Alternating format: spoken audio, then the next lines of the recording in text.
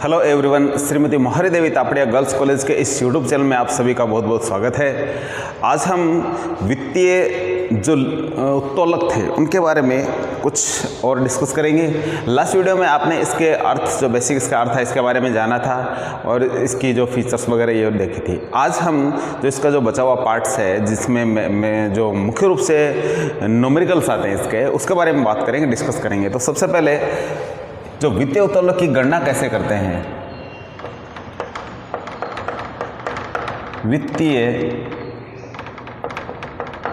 उत्तोलक की गणना, इसके लिए जो फॉर्मूला हम यूज में लेते हैं वो है financial leverage is equal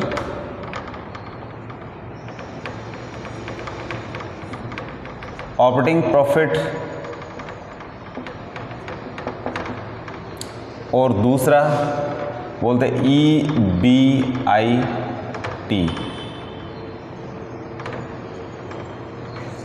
operating profit या EBIT।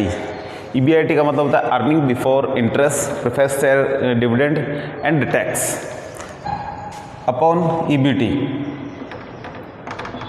इसमें से आई यानी इंटरेस्ट और प्रेफरेंस शेयर का जो डिविडेंड होता है उसको हम शामिल नहीं करते हैं। तो इस तरीके से इसका जो फॉर्मूला है ये हम यूज़ में लेते हैं। लाभ के किसी एक स्तर के लिए यदि बात करी जाए तो हम इसी फॉर्मूले को यूज़ में लेंगे। और इसके अलावा जो दूसरा फॉर्मूला या इसी को दूसरे रूप में अगर दे दिया जाए हमें, तो किस तरीके से करेंगे। दूसरे रूप में यदि कई बार क्या होता है कि हमें घुमा के इस और लिख देते हैं इसको, और financial leverage is equal EBIT upon EBIT minus interest and जो प्रेफरेंस शेयर का जो डिविडेंड है उसको हम घटा देते हैं। तो इस तरीके से लाभ के किसी एक स्तर के लिए यदि बात करी जाए तो ये हम फॉर्मूला काम में लेंगे। इससे संबंधित कुछ न्यूमेरिकल क्वेश्चन आगे करेंगे। पहले इनसे जो संबंधित जो जुड़े हुए सारे जो फॉर्मूले उनके बारे में थोड़ा बात कर लेते हैं। तो earning before interest and tax की बात करेंगे तो सबसे पहले सेल्स में से क्या घटाया जाता है, कॉस्ट घटाई जाती है, इसमें वेरिएबल कॉस्ट घटाते हैं, उसके बाद में फिक्स कॉस्ट घटा देते हैं। फिक्स कॉस्ट के बाद में जो बचता है वो होता है हमारा EBIT। ठीक है, तो वो EBIT ये है, तो वही हमें लेना है। तो बेसिक इसका दोबारा से डिस्कस करें कि सबसे पहले सेल्स में से वेरिएबल कॉस्ट घटानी है, फिक्स कॉस्ट घटानी है। फिक्स कॉस्ट घटाने के बाद में जो बचेगा वो हमारा होगा EBIT। तो सिंपली लाभ के एक स्तर के लिए इसी फॉर्मूले का यूज करेंगे। यदि हमें डिविडेंड और दे दिया जाता है लाभ के स्तर में, यदि डिविडेंड का प्रयोग कर लेते हैं तो इसके लिए फॉर्मूला है जो दूसरा हम यूज में लेते हैं। तो यदि पूंजी संरचना में हमारा यदि प्रेफरेंस शेयर यदि शामिल कर लिए जाते हैं, यदि प्रॉफिट हमारा उसमें डिविडेंड हम बात कर रहे थे, यदि हमारा जो प्रॉफिट है उसमें डिविडेंड शेयर का भी अंश हो, तो उस कंडीशन में हम क्या करते हैं, इस फॉर्मूले का प्रयोग करते हैं। तो पूंजी संरचना में यदि अधिमान अंश हो तो इस फॉर्मूले का हम प्रयोग करेंगे। EBIT earning before interest and tax upon EBIT में सबसे पहले घटाना है इंटरेस्ट, उसके बाद में प्रेफरेंस शेयर और अपॉन 1 माइनस T यानी टैक्स है ये। तो इस तरीके से इसका कैलकुलेशन करने के बाद में हमारे पास क्या बचेगा, ऑपरेटिंग लीवरेज जो है वो बचेगा। तो इसके लिए ये सिंपली ये फॉर्मूले हम काम में लेंगे। इसके अलावा जो नेक्स्ट हमारा जो टॉपिक है जो फॉर्मूलेज पे है वो है लाभ के यदि दो स्तर अलग अलग दे दिए जाए तो उस कंडीशन में फॉर्मूला कौन सा लगाएंगे। तो उसके लिए जो हमारा जो फॉर्मूला यूज में लेंगे वो है, तो हम इस फॉर्मूले का यूज करेंगे जो है change in EPS upon percentage change in EBIT। दोनों के ऊपर और नीचे क्या है, परसेंटेज आएगा। यहाँ हमने लिया है DFL, फाइनेंशियल लीवरेज है, D का मतलब है डिग्री। तो डिग्री के लिए हम बात करेंगे तो यही फॉर्मूला हमें यूज में लेना है, जिसमें दो अलग अलग लाभ के स्तर दिए जाएंगे और दोनों के बीच में हम क्या करेंगे, तुलना करेंगे। तो उस कंडीशन में क्या होगा, ये फॉर्मूला हम यूज में लेंगे। परसेंटेज चेंज इन EPS का मतलब अर्निंग पर शेयर है, और परसेंटेज चेंज इन EBIT, ठीक, earning before interest and tax. तो ये होगा डिग्री ऑफ फाइनेंशियल लीवरेज। इसके अलावा इसी का जो दूसरा जो फॉर्मूला हम यूज में लेते हैं जो डिग्री ऑफ फाइनेंशियल लीवरेज का है वो है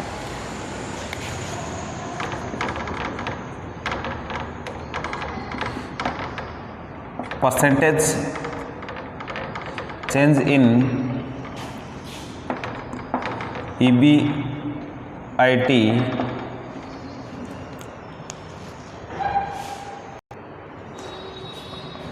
percentage change in EBT upon percentage change in EBIT। तो वही है, थोड़ा सा चेंज हो गया इसमें, अर्निंग बिफोर टैक्स होगी केवल, ठीक है। इसमें से जो इंटरेस्ट और जो प्रेफरेंस शेयर का जो डिविडेंड है वो घटा दिया जाता है। तो ये भी हम फॉर्मूला यूज़ में ले सकते हैं।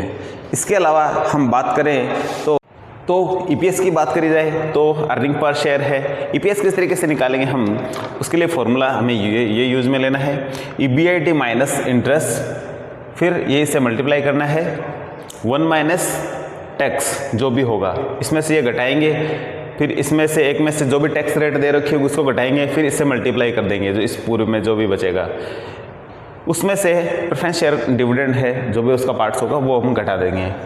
जो भी राशि आएगी उसमें हम भाग लगाएंगे, नंबर ऑफ इक्विटी शेयर का भाग लगाएंगे। इसके अलावा दूसरा फॉर्मूला है EPS के लिए, वो है earning after tax minus preference share dividend फिर upon number of equity share.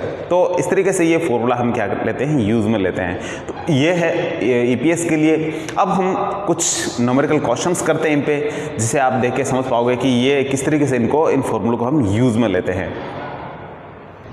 तो हमने जो क्वेश्चन लिया है वो है, जब पूंजी संरचना में केवल अंश पूंजी एवं ऋण पूंजी हो, तो ऋण पूंजी और केवल सामान्य अंश पूंजी होगी, तो उस कंडीशन में हम कौन सा जो फॉर्मूला लगाएंगे वो होगा जो फाइनेंशियल लीवरेज का EBIT अपॉन EBT। तो अब हमारा जो एक क्वेश्चन है हमने देखा इसमें कि इक्विटी कैपिटल दे रखे हमें और डिबेंचर दे रखे हैं और EBIT दिया हुआ हमें ऑलरेडी सीधा, और इंटरेस्ट ऑन डेट्स दे रखा है, ठीक है। तो इससे हम क्या करेंगे, क्वेश्चन करेंगे, तो हम करते हैं कंप्यूटेशन।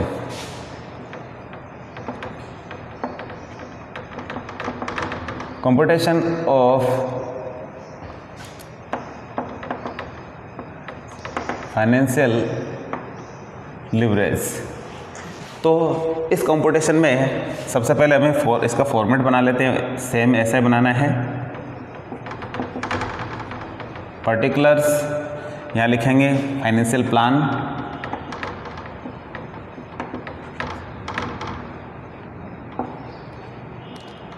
फाइनेंशियल प्लान में वही X, Y और Z।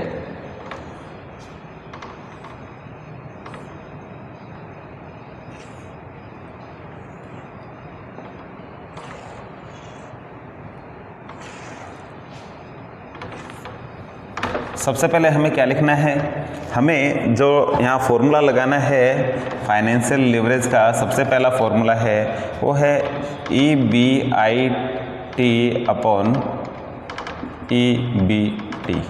तो इस फॉर्मूले के द्वारा हम क्या करेंगे, इस क्वेश्चन को हल करेंगे। इस जो फॉर्मूले के लिए हमें क्या क्या चाहिए, हमें EBIT दिया हुआ है, EBIT दिया हुआ है, EBT हमें निकालना है। तो हम क्या करेंगे, सबसे पहले लिख लेते हैं EBT।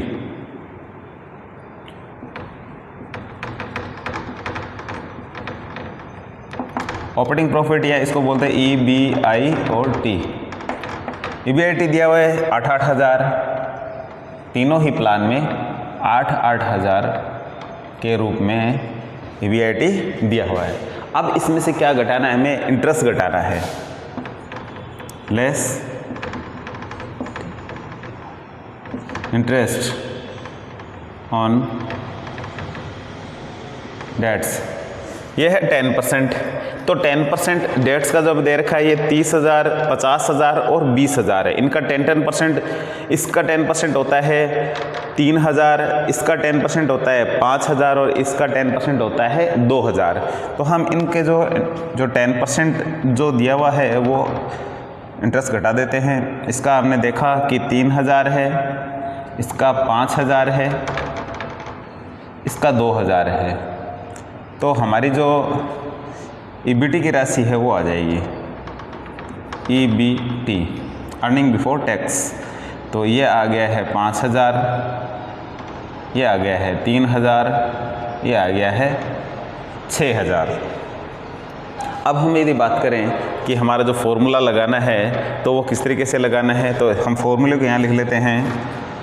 Financial leverage is equal EBIT upon EBT। तो फाइनेंशियल लीवरेज क्या होगा, तो थोड़ा सा इसको नीचे कर लेते हैं। EBIT हमारे यहाँ कितना था, 8000 है, अपॉन EBT कितना है, 5000 है। तो फाइनेंशियल लीवरेज हमारा कितना होगा, निकालेंगे। यहाँ EBT 8000 है और EBIT 8 और EBT है 3000। फिर आगे EBIT 8000 है और यहाँ है 6000। हम सभी का कैलकुलेशन करते हैं, देखते हैं कि कितना आता है इनका कैलकुलेशन करने के बाद। तो कैलकुलेशन करने के बाद में हमने देखा कि फाइनेंशियल लीवरेज है हमारा वो है, एक्स जो प्लान है हमारा उसमें 1.6 है, वाई में 2.67 है, जेड में 1.33 है। तो यदि बात करें कि सबसे बेस्ट कौन सा होगा, जो अच्छा सबसे कौन होगा, तो वो है ये जिसमें सबसे ज़्यादा है जो हमारा लीवरेज दिखाया गया है। तो इस तरीके से हम क्या निकाल सकते हैं, फाइनेंशियल जो लीवरेज है जो निकाल सकते हैं जब केवल सामान्य अंश पूंजी हो और ऋण पूंजी हो पूंजी संरचना में। तो इस तरीके से इनको हम निकाल सकते हैं। तो आज के वीडियो में इतना ही, मिलते हैं नेक्स्ट वीडियो में। तब तक के लिए धन्यवाद। अपने वीडियो को लाइक कीजिए, चैनल को लाइक कीजिए, चैनल को शेयर एंड सब्सक्राइब जरूर करें।